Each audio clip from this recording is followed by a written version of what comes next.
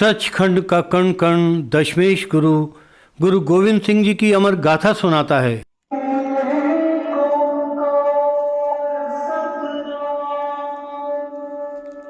हुजूर साहब का दिव्य वातावरण धरा पर स्वर्ग का एहसास कराता है।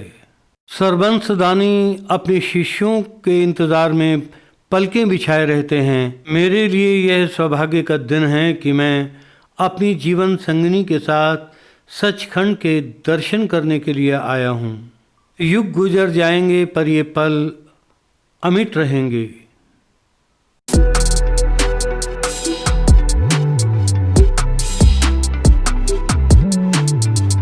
साथ संगत जी, मैं जीवन संगनी के साथ हुजूर साहब आया हूँ। 7 अक्टूबर 1708 को दशमेश गुरु गोविंद सिंह जी के मुख से निसरत यह पंक्ति आज भी सारी दुनिया में गूंज रही है। सब सिखन को हुक्म है, गुरु मान्यो ग्रंथ, गुरु ग्रंथ जी मान्यो प्रकट गुरा की देह। गुरुद्वारा साहब के दर्शन करने से पहले आइए इतिहास पर एक दृष्टि डालें। गुरु गोविंद राय जी का जन्म पटना साहब में 22 दिसंबर 1666 को माता गुजरी की कुक्षी से हुआ। उस समय पिता गुरु तेग बहादुर जी दीवान सजाने के लिए आसाम गए हुए थे। गुरुजी बाल्यावस्था से ही होनहार थे। उन्होंने फारसी, संस्कृत, गुरुमुखी, ब्रज आदि भाषाएं सीखी। साथ ही घुड़सवारी और तीरंदाजी का कौशल भी सीखा। उनके विषय में भाई नंदलाल जी, जो गुरु गोविंद सिंह जी के दरबार के 52 कवियों में से एक थे, लिखते हैं, हक हक आगाह गुरु गोविंद सिंह, शाही शहनशाह गुरु गोविंद सिंह, बादशाह दरवेश गुरु गोविंद सिंह, नसरो मंसूर गुरु गोविंद सिंह, ऐस्ती मंजूर गुरु गोविंद सिंह, हकरा गंजूर गुरु गोविंद सिंह, जुमला फैज़ नूर गुरु गोविंद सिंह। जब गोविंद राय जी केवल 9 वर्ष के थे, उनके पिता गुरु तेग बहादुर को दिल्ली के चांदनी चौक में शीश काटकर शहीद कर दिया गया। उन्होंने कश्मीर के ब्राह्मणों के जनेऊ और चोटी की रक्षा के लिए अपने प्राणों का बलिदान दिया। गुरु तेग बहादुर साहब ने कहा था, बाहाँ जिनादी पकड़िए, सिर दीजिए बाहाँ न छोड़िए। गुरु गोविंद सिंह ने जुल्म और सितम का अंत करने के लिए, हिंदुओं को उत्पीड़न से बचाने के लिए 1699 को बैसाखी के दिन आनंदपुर साहब में खालसा पंथ की स्थापना की। अत्याचार और अन्याय का अंत करने के लिए उन्होंने एक ऐसा खालसा तैयार किया जिसके विषय में कहा जाता है, 1.25 लाख से एक को लड़ाऊंगा, तबे गोविंद सिंह नाम कहाऊंगा। गुरु गोविंद सिंह जी को सरबंसदानी कहा जाता है क्योंकि उन्होंने धर्म की रक्षा के लिए अपने सारे परिवार को न्यौछावर कर दिया। बड़े पुत्र बाबा अजीत सिंह और बाबा जुझार सिंह चमकौर की गढ़ी में मुगल सेना से युद्ध करते हुए शहीद हो गए। छोटे साहिबजादे बाबा जोरावर सिंह और बाबा फतेह सिंह सरहंद के नवाब वज़ीर खान द्वारा जीवित दीवारों में चिनवा दिए गए। माता गुजरी विछोह सहन न कर सकी और उसने भी अपने प्राण त्याग दिए। माछीवाड़ा के जंगल में शहनशाह ने ईंट को सिरहाना बनाया और कहा, मित्र प्यारे नू हाल मुरीद अदा कहना। गुरुजी अपनी सेना के साथ दक्षिण की ओर रवाना हुए और नांदेड़ साहब में डेरा डाला। वहाँ वजीर खान ने जमशेद खान और वासिल वेग को वेश बदल कर भेजा, जो दोनों गुरुजी की सेना में सम्मिलित हो गए और विश्वासघात किया। जब गुरुजी अपने कक्ष में विश्राम कर रहे थे, तभी एक पठान ने गुरुजी के दिल के नीचे बाईं ओर छुरा खोप कर जख्मी कर दिया। दूसरा पठान हमला करने लगा तो गुरुजी ने अपनी कृपाण से वार कर उसे वहीं मार गिराया। जख्म गहरे थे, शल्य चिकित्सा की गई और धीरे धीरे जख्म भरने लगे। लेकिन एक दिन धनुष पर प्रत्यंचा चढ़ाते हुए जख्म फिर खुल गए और गुरुजी को आभास हो गया कि स्वर्ग से उनके पिता का बुलावा आ चुका है। उन्होंने अपने शिष्यों को बुलाया, गुरु ग्रंथ साहब के समक्ष नारियल और 100 रुपये चढ़ाकर माथा टेका, गुरु ग्रंथ साहब की परिक्रमा की और कहा, जो मुझसे मिलने की इच्छा रखते हैं वह मुझे गुरु ग्रंथ साहब की वाणी में खोजें। सब सिखन को हुक्म है, गुरु मान्यो ग्रंथ, गुरु ग्रंथ जी मान्यो प्रकट गुरां की देह। उन्होंने स्वयं चिता की तैयारी की, चारों तरफ दीवार बनाई। गुरुजी ने कहा, चिता को आग लगाने के बाद कोई भी अंगीठा साहब को नहीं खोलेगा और ना ही किसी तरह की समाधि बनाई जाएगी। गुरुजी चिता के पास गए और ऊंची ऊंची लपटों के बीच अचानक घोड़े के साथ अदृश्य हो गए। भाई दया सिंह जी अंदर गए तो उन्हें कृपाण के अलावा कुछ नहीं मिला। यहाँ से गुरुजी सचखंड की यात्रा पर गए, इसीलिए इस पवित्र गुरुद्वारे को सचखंड साहिब के नाम से जाना जाता है। आज भी गुरुवाणी जब कानों से हमारे हृदय को स्पर्श करती है तो लगता है गुरुजी साथ सदा है मेरे नाले।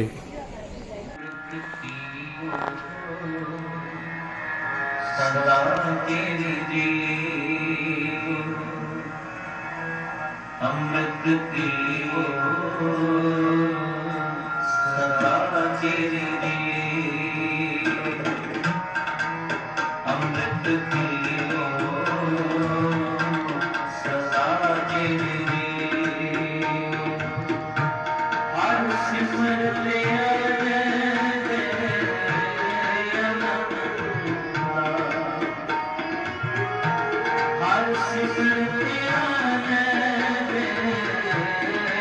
आज संगत जी गुरुद्वारे की इस झलक को आइए अपने दिलों में बसा लें।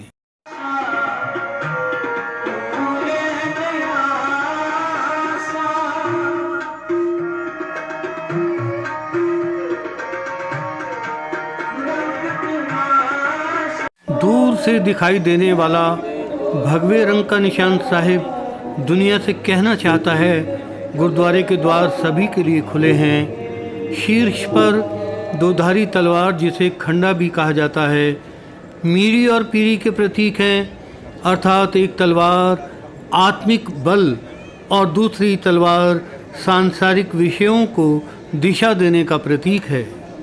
श्रद्धालु अत्यंत श्रद्धा के साथ निशान साहिब के समक्ष माथा टेकते हैं और दीप प्रज्वलित करते हैं। त्रिकोणा आकार में यह ध्वज सूती या रेशम के कपड़े से बना होता है।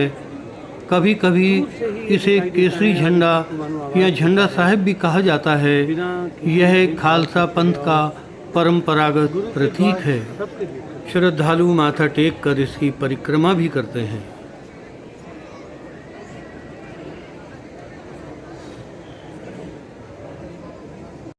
संगत जी, वाहिगुरू जी का खालसा, वाहिगुरू जी की फतेह।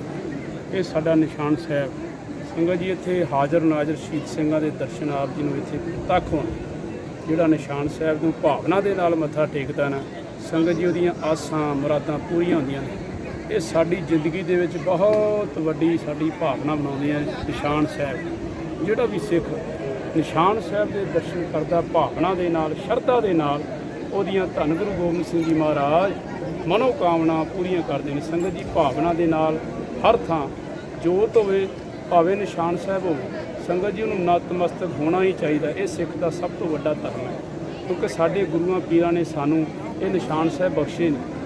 ਔਰ ਜਿਹੜਾ ਵੀ ਇਹਨਾਂ ਨੂੰ ਨਮਸਕਾਰ ਕਰਦਾ ਹੈ ਗੁਰੂ ਗੋਬਿੰਦ ਸਿੰਘ ਮਹਾਰਾਜ ਦਾ ਉਹਨਾਂ ਦੇ ਸਿਰ ਤੇ ਹੱਥ ਹੁੰਦਾ ਹੈ। ਵਾਹਿਗੁਰੂ ਜੀ ਕਾ ਖਾਲਸਾ, ਵਾਹਿਗੁਰੂ ਜੀ ਕੀ ਫਤਿਹ।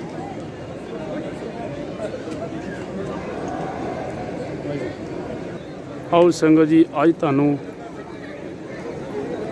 ਤਖਤ ਸੱਚਖੰਡ ਸ੍ਰੀ ਹਜੂਰ ਅਬਚਲ ਨੰਦੇੜ ਸਾਹਿਬ ਵਿਖੇ ਸ਼ਸਤਰਾਂ ਦੇ ਦਰਸ਼ਨ ਕਰਾਉਣੇ। ਸੰਗਤ जी करो दर्शन। साथ संगत जी, कैमरा गुरुद्वारे के अंदर अलाउड नहीं है, इसलिए हम आपको अस्त्र शस्त्रों के दर्शन टीवी के स्क्रीन के माध्यम से ही कराते हैं। आरती साहब श्रवण करो और बाद में अस्त्र शस्त्रों के दर्शन करो।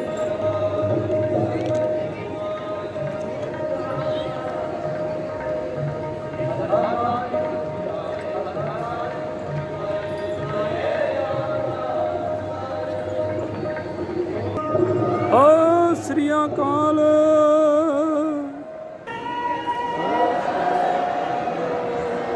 ਅਕਾਲੀ ਬਾਬਾ ਫੂਲਾ ਸਿੰਘ ਜੀ ਦਾ ਸ਼ਸਤਰ ਹੈ ਸੰਗਤ ਜੀ।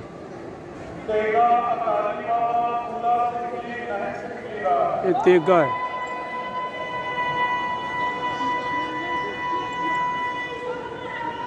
ਸਤਿ ਸ੍ਰੀ ਅਕਾਲ।